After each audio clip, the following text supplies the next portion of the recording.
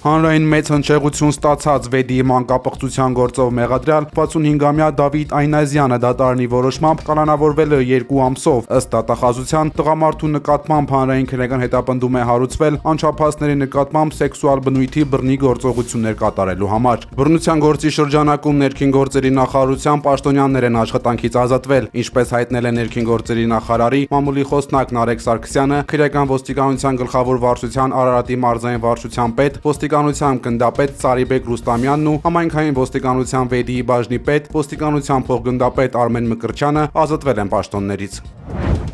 Ուժեղ Հայաստան կուսակցության առաջնորդ Սամվել Կարապետյանը իր առաջին ասուլիսի ընթացքում անդրադարձել է քաղաքական առաջնորդությանը, հայտարարելով, որ հաջողությունը թե բիզնեսում, թե քաղաքականությունում կախված է առաջնորդի կարողություններից։ Թե հաջողակ բիզնեսմեն լինելը,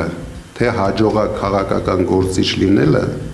դա առաջնորդության մասին է խոսքը։ Չկա ուրիշ գիտություն։ Եթե դու լավ առաջնորդ ես, թե բիզնեսում, թե քաղաքականության մեջ, թե պետությունն ես ղեկավարում ճիշտ, դուք դրանում չկասկածեք։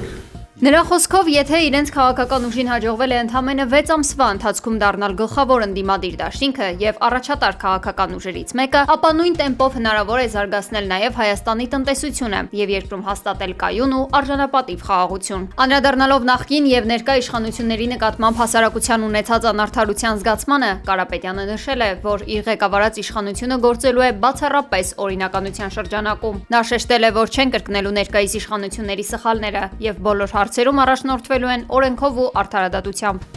Եվ ասում եմ, որ մենք գործելու ենք,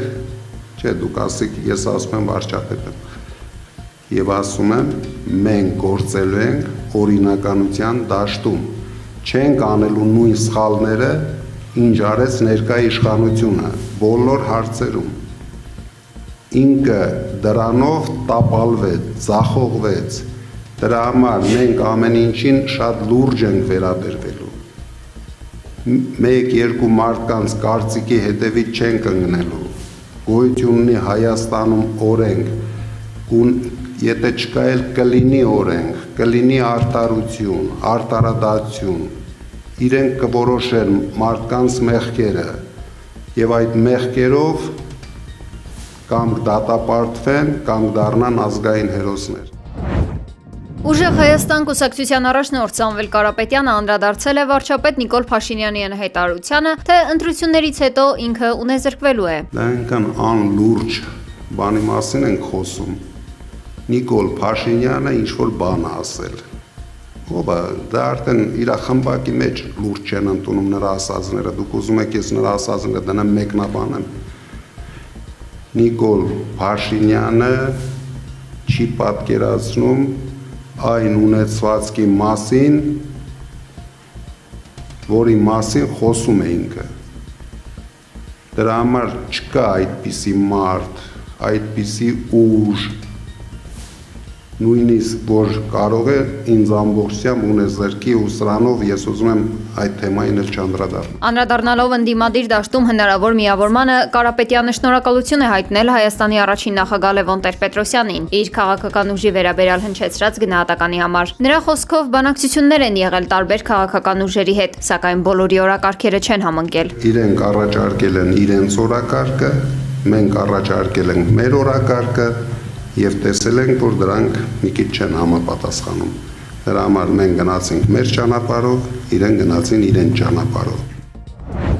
Հայաստանն ու Լեհաստանը համատեղ զորավարժություններ կանցկացնեն։ Այս հարցը քննարկվել է մեր երկրի պաշտպանության նախարար Սուրեն Պապիկյանի Վարշավա կատարած պաշտոնական այցի եւ Լեհաստանի ազգային պաշտպանության նախարար Վլադիսլավ Կոսինյակ-Կամիշիի հետ ունեցած բանակցությունների ընթացքում։ Լեհաստանի պաշտպանական գերատեսչության ղեկավարը ընդգծել է, որ կայունության, անվտանգության եւ համագործակցության ձգտող երկրները իրենց երկխոսության հիմնական գործընկերներն են։ Պաշտոնական աղբյուրը սակայն զորավարժության անցկացման ոչ վայրի եւ ոչ էլ ժամկետների մասին տեղեկություն չի հայտնել։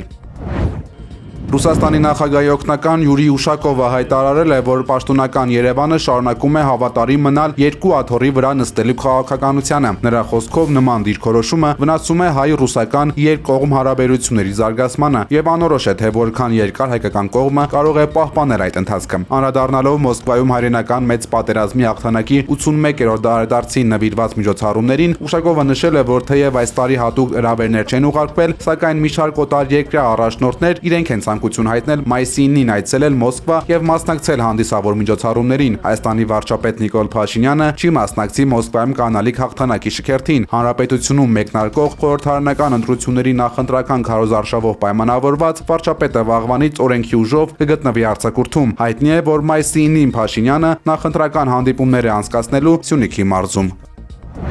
Ռուսաստանի արտաքին գործերի նախարարության պաշտոնական ներկայացուցիչ Մարիա Զախարովան քաղաքական շոու եւ Հայաստանի ներքին գործերին միջամտություն է որակել Հայաստանի ԵՄ գագաթնաժողովը։ Ըստ Զախարովայի, Բրյուսելն ու Փարիզը փորձում են նախընտրական շրջանում գտնվող Հայաստանին վաճառել գեղեցիկ փաթեթավորված խոստումներ, որոնք իրականում միտված են երկիրը հակառուսական գծի մեջ քաշելուն, առանց որևէ գործնական կամ նյութական օգուտ տալու։ Նա զգուշացրել է, որ նման քաղաքականությունը Հայաստանի քաղաքացիների համար կարող է հանգեցնել էլեկտրաէներգիայի սակագների բարձրացման, քանի որ ԵՄ-ն աջակցում է հայկական ատոմակայանի փակմանը, մինչդեռ եվրոպական երկրները, օրինակ Գերմանիան, արդեն զղջում են ատոմային էներգետիկայից հրաժարվելու համար։ Ռուսական կողմը նաև վրդովմունք է հայտնել Հայաստանում Վլադիմիր Զելենսկիին հարթակ տրամադրելու կապակցությամբ։ Զախարովան նշել է, որ Զելենսկին օգտվել է հայկական կողմի անհասկանալի հյուրընկալությունից, փորձելով դուրս գալ քաղաքական մոռացությունից եւ հնչեցնել իր ռուսատյաց հայտարարությունները։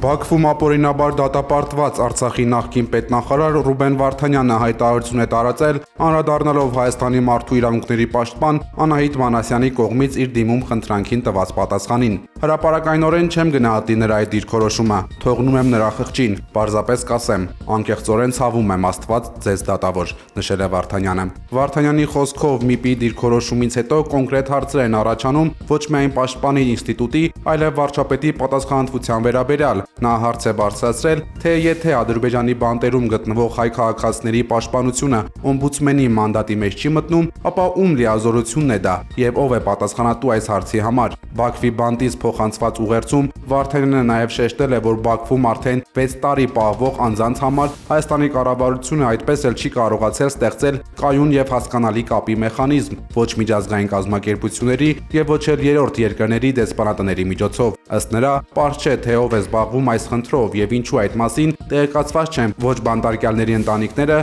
եւ ոչ էլ հասարակությունը։ Ուկրաինայի գլխավոր բանակցող Ռուստամ Ումերովը ժամանել է Մայամի։ Ամերիկյան ներկայացուցիչների հետ հանդիպումների նոր փուլ սկսելու նպատակով։ Նա պետք է քննարկի ռազմագերիների հնարավոր փոխանակումն ու պատերազմի դադարեցման ուղղված դիվանագիտական քայլերը։ Բանակցային գործընթացն այժմ հայտնվել է փակուղում Դոնեցկի մարզում կողմերի անզիջում դիրքորոշումների պատճառով։ Վաշինգտոնի ուշադրությունը վերջերս շեղվել է Իրանի պատերազմի վրա, նվազեցնելով ուկրաինական հարցի առաջնահերթությունը։ Ապրիլի վերջին Դոնալդ Թրամփ եւ Վլադիմիր Պուտին հեռախոսազրույցից հետո առաջարկված հրադադարի նախաձեռնություններն այդպես էլ չեն իրականացվել։ Մոսկվան եւ Կիևը չեն ընդունել միմյանց պայմանները եւ շարունակում են հանդես գալ փոխադարձ սպառնալիքներով։ Այս պայմաններում Ումերովի ամերիկյան այցի իրական արդյունավետությունը մնում է խիստ կասկածելի։ ԱՄՆ-ն Իրանին է փոխանցել միջուկային նոր գործարքի նախագիծը եւ կողմերի համաձայնության դեպքում կսկսվի 30-օրյա բանակցություններ, հայտնել է Wall Street-ը։ Վաշինգտոնի կարմիր գծերը ներառում են միջուկային զենքից պաշտոնապես հրաժարվելը, Ֆորդոյի, Նաթանզեի եւ Իսֆահանի օբյեկտների ապամոնտաժումը, հարստացված ուրանի հանձնումն ու հարստացման 20-ամյա արգելքը։ Պատժամիջոցների չեղարկումը հնարավոր կլինի միայն երբ Իրանը կատարի այս պայմանները։ Լրատվամիջոցները հայտնել են, որ ԱՄՆ-ն ու Իրանը նախնական համաձայնություն են ձեռք բերել ծովային շրջափակումը մեղմելու եւ Հորմուզի նեղուցում նավագնացությունն աստիճանաբար վերականգնելու շուրջ։ Էլ Արաբիան նշել է, որ ներկայումս ընթանում են ինտենսիվ շփումներ եւ հնարավոր է տարածաշրջանում արգելափակված շուրջ 2000 նավերի հարցում փոփոխություն լինի։ Ավելի վաղ Թրամփը սպառնացել էր, որ համաձայնության չգալու դեպքում կսկսվեն շատ ավելի հզոր ու ինտենսիվ ռմբակոծություններ, քան նախկինում էին։